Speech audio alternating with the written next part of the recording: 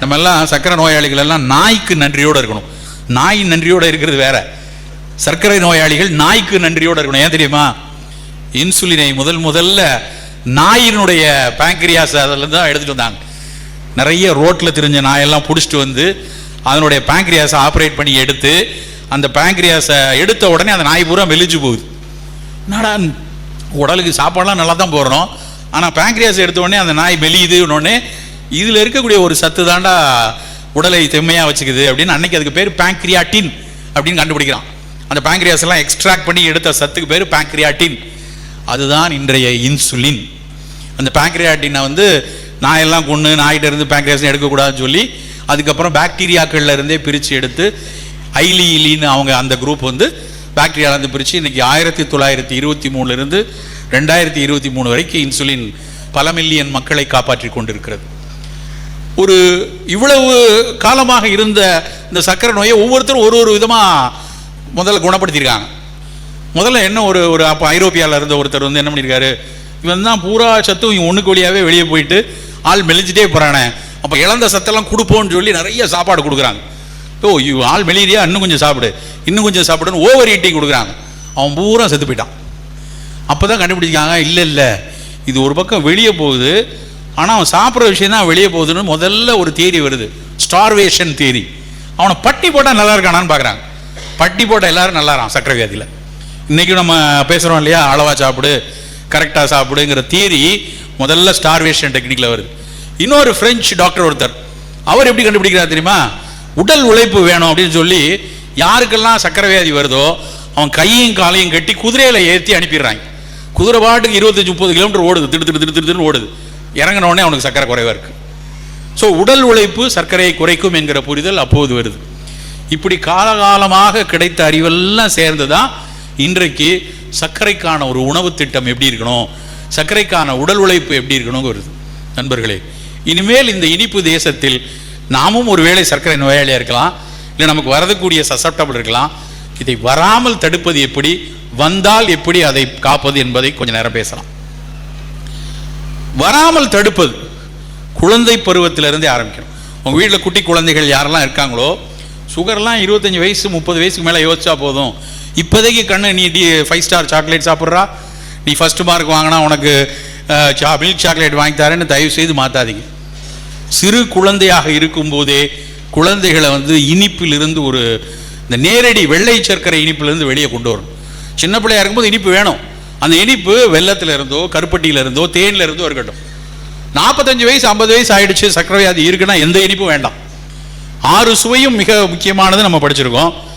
இனிப்பு, கசப்பு, துவர்ப்பு, காரம், உப்பு, புளிப்புன்னு 6 சுவை இருக்கு. இந்த 6 சுவைக்கும் ஏதாவது ஒரு மருத்துவ குணம் இருக்கு. ஆனால் மிக மிக முக்கியமான மருத்துவ குணம் எதில் இருக்குன்னா கசப்புலையும் துவர்ப்புலையும் தான். யோசிச்சு பாருங்களேன், இங்கே இருக்கிற கூட்டத்தில் நம்ம இன்னைக்கு ஒரு செல்ஃப் ரெட்ராஸ்பெக்டிவாக யோசிச்சு பார்ப்போம். எத்தனை பேர் போன வாரத்தில் ஒரு வாரத்தில் கசப்பும் துவர்ப்புமான உணவுகளை தினசரி சாப்பிட்ருப்போம்? இருக்காது. அது என்ன சார் கசப்பு புரியுது, துவர்ப்புன்னு சொல்கிறீங்களா, அது என்னதுன்னு பல பேருக்குள்ள கேள்வி ஓடிட்டு இருக்கும். பல பேருக்கு துவர்ப்புங்கிற சுவையே மறந்து போச்சு. வாழைப்பூ, வாழைத்தண்டு, நெல்லிக்காய் இதுல எல்லாம் இருக்கிறது தான் துவர்ப்பு. நாக்கில் விறுவிறுன்னு இருக்கணும் சாப்பிடும்போது. அந்த துவர்ப்பு சுவையிலையும் கசப்பு சுவையிலையும் தான் சர்க்கரையை கட்டுப்படுத்தக்கூடிய பல விஷயங்கள் இருக்கு. ஏன் பாகக்காயை கொண்டாடுறோம்? அதனுடைய கசப்பு சுவை. ஒரு விஷயம் தெரியுமா, நம்ம எல்லாம் காய்ச்சலுக்கு பயன்படுத்துகிற நிலவேம்பு குடிநீர் சர்க்கரைக்கும் மிகச்சிறப்பானது. நிலவேம்பு ஈரல் நோய்களுக்கும் சர்க்கரை நோய்க்கும் பயன்படுதுன்னு பல ஆய்வுகள் சொல்லியிருக்கு. காரணம் அதில் இருக்கக்கூடிய அதீத கசப்பு. சித்த மருத்துவத்தில் ஆயுர்வேதத்தில் பஞ்சதிக்தம் அப்படிப்பாங்க. பஞ்சதிக்த கிருதம்னு ஆயுர்வேதத்தில் சொல்லுவான். நாங்கள் 5 விதமான கசப்புகளை பயன்படுத்துவோம். அது என்னன்னா கருவேப்பிலையில் இந்த கருவேப்பிலை, வேப்பிலை, நிலவேம்பு, சர்க்கரை வேம்பு, சிவனார் வேம்பு, 5 கசப்பும் சர்க்கரையை கட்டுப்படுத்தக்கூடியது. பல ஆய்வுகள் சொல்லியிருக்கு. அப்போ நம்ம உணவுல தினசரி ஏதாவது கசப்பு சுவை உள்ள உணவு இருக்கணும். சர்க்கரை கட்டுப்படணும்னு நினைச்சா தினம் ஏதோ ஒரு கசப்பு. சார் தினம் பாவக்காய் சாப்பிட முடியுமா? வேண்டாம். ஒரு நாள் வெந்தயப்பொடி சாப்பிடுங்க, ஒரு நாள் கருவேப்பிலை துவையல் அரைச்சிக்கோங்க, ஒரு நாள் சுண்டைக்காய் வற்றல் எடுத்துக்கொள்ளுங்க, ஒரு நாள் சுண்டைக்காய் குழம்பு எடுத்துக்கோங்க. கண்டிப்பாக அந்த கசப்பு அன்றைய தேதியில் ஒரு சர்க்கரையை கட்டுப்படுத்துவதற்கு உதவி செய்யும். சார் எங்கள் வீட்டில் பாவக்காயில் தான் சார் கண்டிப்பாக செய்வாங்க, ஆனால் பாவக்காய் அமிர்தமாக இருக்கும். எங்கள் வீட்டில் பாவக்காய் நல்லா எண்ணெயில் வதக்கி கொஞ்சம் வெல்லத்தை போட்டு தேனை போட்டு பாவக்காய் மாதிரியே இருக்காது சார் அப்படின்னு சொல்கிற ஆளுங்கள்லாம் இருக்காங்க. பயங்கர முட்டா பையன் அவன். பாவக்காய் கசப்பாக இருக்கணும், பொரியல் கசப்பாக தான் இருக்கணும். அதில் போய் வெள்ளத்தை போட்டு அதில் போய் எண்ணெயில் பொரிச்சு அதனுடைய சுவை மட்டுமல்ல அதனுடைய மருத்துவ குணத்தையே இழந்துருவோம். வெந்தயத்தை வறுத்து பொடி பண்ணி பாட்டிலில் வச்சு நம்மளுடைய சாப்பிட்ற இடத்துல வச்சிடணும். அரை ஸ்பூன் இருக்கிற தானியங்களில் இருக்கிற ஸ்பைசஸ்லேயே வெந்தயம் மட்டும்தான் மிக மிக ஆகச்சிறப்பு. வெந்தயத்தில் வந்து கரையும் நாரும் இருக்குது, கரையாத நாரும் இருக்குது. Soluble fibre, insoluble fibre. Soluble fibre இதயத்தில் மாரடைப்பு வராமல் தடுக்கும். இன்சாலிபிள் ஃபைபர் மலத்தை தள்ளும், குடலுக்குள்ள போய் நீரை பூரா உறிஞ்சி வெளியே தள்ளிடும். பல சர்க்கரை நோயாளிகளுக்கு மலச்சிக்கல் மிகப்பெரிய பிரச்சனை. கேஸ்ட்ரோ பாரசிஸ்மாங்க, எதையாவது போட்டால் தான் சார் போகும். நான் டல்கோலாக்ஸ் போடவா, டுஃபலாக் போடவா, இல்லை நான் வந்து பொன்னாவரையை சாப்பிடவா, நிலவாகையை சாப்பிடவா, காயம் மாத்திரை வாங்கி சாப்பிட்றேன். பல டயபெட்டிக் பீப்புள் செய்து கொண்டிருக்கிறார்கள். காரணம் என்னன்னா ஃபைபர் இல்லை. தினம் வெந்தயம் 10 கிராம் எடுத்துக்கொண்டிருந்தா கசப்பும் கிடைக்கும், மலமும் வெளியே நல்லா ஃப்ரீயாக போகும். நண்பர்களே, முதலில் 6 சுவையில் கசப்பும் துவர்ப்பும் நமக்கு உணவில் ஏதாவது ஒரு ஃபார்மில் இருந்து கொண்டே இருக்கான்னு பார்த்துக்கொள்ளணும். எல்லாருக்கும் ஓரளவுக்கு 2002-2003 எல்லாம் நான் வந்து சிறுதானியத்தை பற்றி பேசும்போது ஒரு அரிசியை திணைனா இப்படி இருக்கும்பா, கம்புனா இப்படி இருக்கும், கேழ்வரகுனா இப்படி இருக்கும், நானும் நம்மாழ்வாரையாவும் பல இடத்துல பேசியிருக்கோம். ஆனால் இன்றைக்கி நிச்சயமாக எனக்கு சொல்ல முடியும், இங்கே ஒரு 500 பேர் இருக்கீங்கன்னா உறுதியாக உங்களுக்கு வந்து சிறுதானியங்களை முதல்ல தெரியும். அது ஒரு பேசு பொருளாவது இன்றைக்கி ஆயிருக்கு. ஆனால் எத்தனை பேர் இந்த கூட்டத்தில் நான் கேட்குறேன், வாரத்தில் குறைந்தபட்சம் 3 அல்லது 4 நாட்கள் சிறுதானியம் பயன்படுத்துவோன்னு சொல்லுங்கள். ரொம்ப யோசித்து ஒரு 10% பீப்புள் இருக்காங்க. ஏன்னா பயன்பாடு ரொம்ப ரொம்ப குறைவு. எப்படி பயன்பாடு ரொம்ப குறைவுன்னு தெரியும்னா, எவ்வளோ விற்கிதுன்னு டேட்டா இருக்கு எங்கள்கிட்ட. ஒரு மாதத்துக்கு எத்தனை விற்கிறது, எவ்வளோ உற்பத்தி செய்யப்படுகிறதுன்னு வச்சு பார்த்தோன்னா பழையபடி கதை பேசுகிறோம்.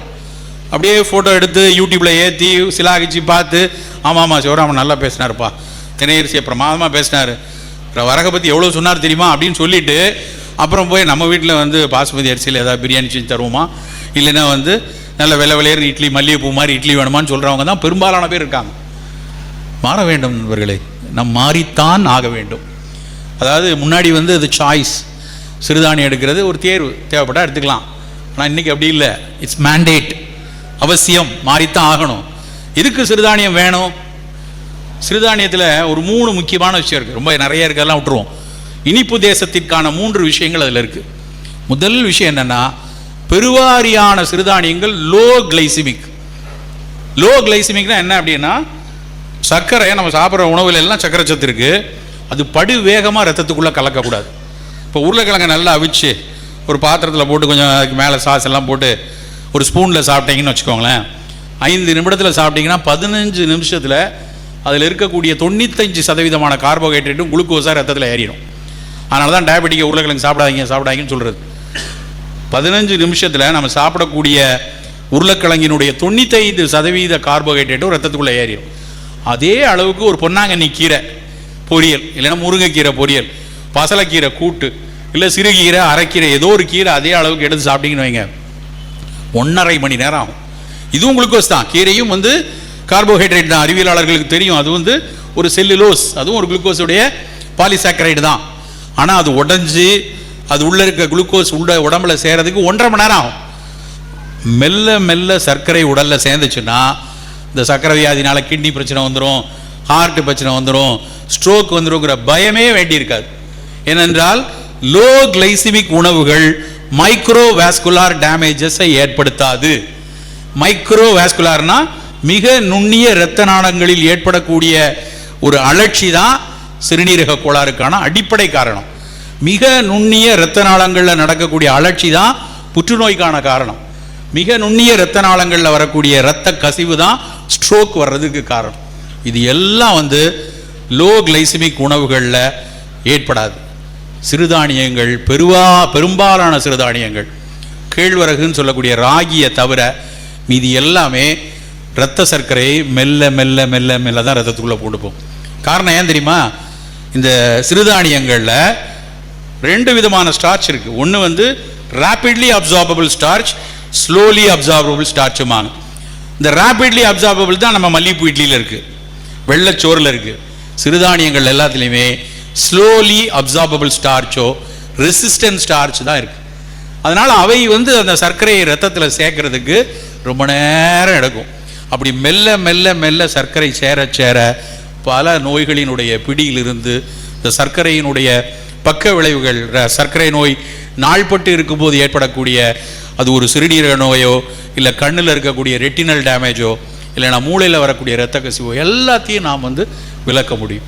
சர்க்கரை நோய் ஒன்றும் புதுசு இல்லை. கிட்டத்தட்ட 2000 வருஷத்துக்கு முன்னாடி சர்க்கரை நோயை பற்றிய பதிவு கிரீக்கில் இருக்குது, சைனீஸில் இருக்குது, சித்த மருத்துவத்தில் இருக்குது, ஆயுர்வேதத்தில் இருக்குது. எல்லா உலகத்தினுடைய எல்லா நாகரிகங்களும் இதை பற்றி சர்க்கரையை பற்றி எழுதியிருக்கு. 3 விஷயம் அதிகமாகி 1 விஷயம் குறையும் என்று எல்லோ எம்பரர்னு சைனீஸ் மெடிசனுடைய ஃபாதர் அவர். அந்த yellow emperors Chinese medicine text தான் இன்றைக்கி ரொம்ப முக்கியமானது. அவர் சொல்கிறார் 3 கூடி 1 குறைஞ்சா டயபெட்டிக். அன்னைக்கு இருந்து புரிதல் என்ன 3 கூடி அவர் அன்னைக்கு எழுதுனது என்ன தெரியுமா? அதிக தாகம், அதிக பசி, அதிகமாக ஒன்றுக்கு போகிறது. பாலிபெப்சியா, பாலிடிப்சியா, பாலியூரியா. இன்றைக்கும் அதே தானே சயின்ஸு. 3000 வருஷத்துக்கு முன்னாடி அவர் எழுதுறார். 3 கூடுது, 1 என்ன குறையுது? உடம்பு குறைஞ்சிடும், மெலிஞ்சிருவான், தசையும் மூணும் சுருங்கும். இதை சைனீஸ் மெடிசனில் எழுதியிருக்காங்க. ஆயுர்வேதம் பிரமேகம் அப்படிங்கிறது, மதுமேகம் அப்படிங்கிறது. சித்த மருத்துவம் அதை நீர் இழிவு அப்படிங்கிறது.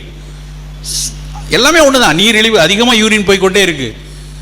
அன்னைக்கு காலத்தில் எழுதுறாங்க, எதுக்குப்பா சிறுநீரக சர்க்கரை நோய் வரும் அப்படின்னு சொன்னால் நம்மால் சொல்கிறாங்க, கோதையர் கலவி போதை, கொளுத்த மீனிறைச்சி போதை, ஓதுவாய் நெய்யும் பாலும், பரிந்துடர் உண்பீராகில் ஓது சுக்கில பிரமேகம்தான். இதான் சித்த மருத்துவம் சொன்ன வரி. கண்ணி மயக்கத்தால் கண்டிடும் மேகமே. செக்ஷுவல் பெர்வர்ஷன் கூட டயபெட்டிக்கான ஒரு காரணம் என்று அன்றைக்கு புரிதல்ல சொல்லியிருக்காங்க. இன்றைய அறிவியலாளர்கள் அதை ஒத்துக்கொள்வதில்லை. ஆனால் சித்த மருத்துவத்திலையும் ஆயுர்வேதத்திலையும், அதாவது பெர்வர்ஷன் செக்ஷுவல் ஆக்ட் இல்லை, எந்த நேரமும் ஒரு போதையிலே இருக்கிறது, காமத்தினுடைய கூறுகள் போதையிலே இருக்கிறது ஒரு காரணம் என்று சித்த மருத்துவத்திலும் ஆயுர்வேதத்திலும் ரொம்ப வலிமையாக சொல்கிறாங்க. இன்னும் அது முழுமையாக நவீன அறிவியலாளர்கள் ஏற்றுக்கொள்ளப்படலை. ஒரு கிரேக்ஸில் பேப்பரஸ் அவங்களுடைய அந்த 1500 BC அதுலேயே அவன் எழுதி வைக்கிறான், உடலை உருக்கி யூரின் வழியாக வெளியே போகிறது தான் சர்க்கரை நோயின்னு சொல்கிறாங்க. அப்படி 3000 வருஷத்துக்கு முன்னாடி பேசின விஷயம் 1920, 15, 20களில் தான் முறையாக சர்க்கரை நோயை கண்டுபிடிக்கிறாங்க. பென்டிங் அண்ட் பெஸ்ட் அவர்கள் நோபல் பரிசு வாங்குறாங்க இன்சுலினுக்காக. நம்மெல்லாம் சர்க்கரை நோயாளிகள் எல்லாம் நாய்க்கு நன்றியோடு இருக்கணும். நாய் நன்றியோடு இருக்கிறது வேற, சர்க்கரை நோயாளிகள் நாய்க்கு நன்றியோடு இருக்கணும். ஏன் தெரியுமா? இன்சுலினை முதல்ல நாயினுடைய பேங்க்ரியாஸ் அதில் தான் எடுத்துகிட்டு வந்தாங்க.